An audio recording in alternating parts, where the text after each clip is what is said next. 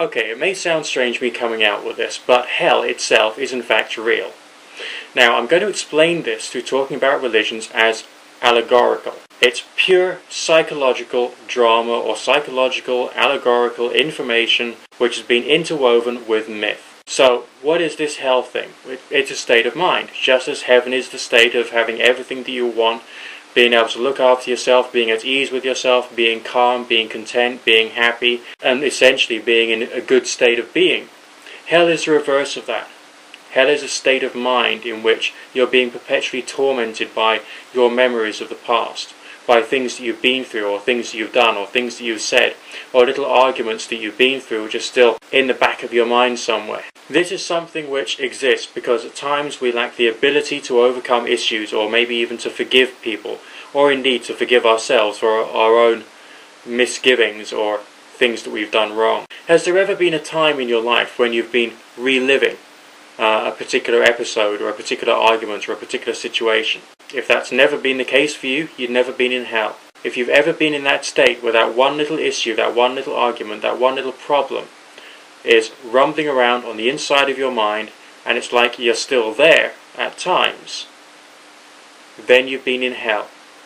Not necessarily forever, but for a certain period of time.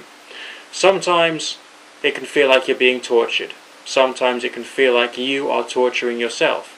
Or maybe the allegorical higher part of yourself is torturing you for something you know that you've done. In Freudian psychodynamics, the mind is split up into three different sections. You've got the superego, you've got the ego, and you've got the id, as well as other subdivisions.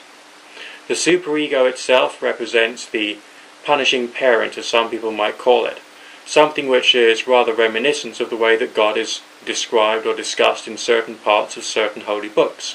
This God concept is something which can be negative to the individual, because it can make you feel bad for things, but it can also give you a balanced understanding of what is actually right and what is actually wrong on the basis of knowledge, experience, and of course from learning from other people. This superego consciousness, which is within you, can be responsible for both your suffering as well as your own joy when you know you're doing something right and everything is finally going your way and in accordance with your plans. However, when you go through those moments in which you're in hell, it seems like it's that superego itself which is sometimes torturing you. Or maybe you're being tortured by something else, something from the id, a certain desire, a certain lust, maybe a craving that you've got, which could be making life a little uncomfortable for you. In either cases, it's essentially a question of being a little out of balance with yourself, or out of balance with what you should be. You can be in hell for a number of different reasons, and essentially there's many ways of getting out of it.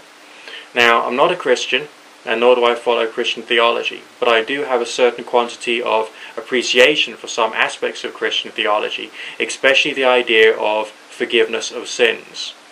If we take hell as being an allegorical place, a place where you yourself can be in psychologically, if you were to be able to develop a certain quantity and quality of self-forgiveness, or indeed forgiveness of other people who you may feel have wronged you during various times, do you feel it would be slightly easier to be able to ease your way out of this particular state which I'm calling hell? I think you would. Now, what I feel I've demonstrated with this particular illustration is that, first and foremost, there is in fact some benefits to some varieties of religion. However, this benefit is through understanding yourself, understanding psychology, and understanding the power of allegorical text and not literal text.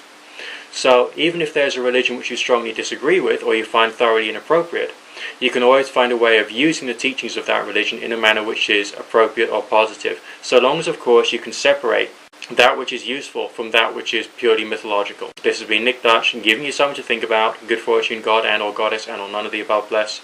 Bye for now.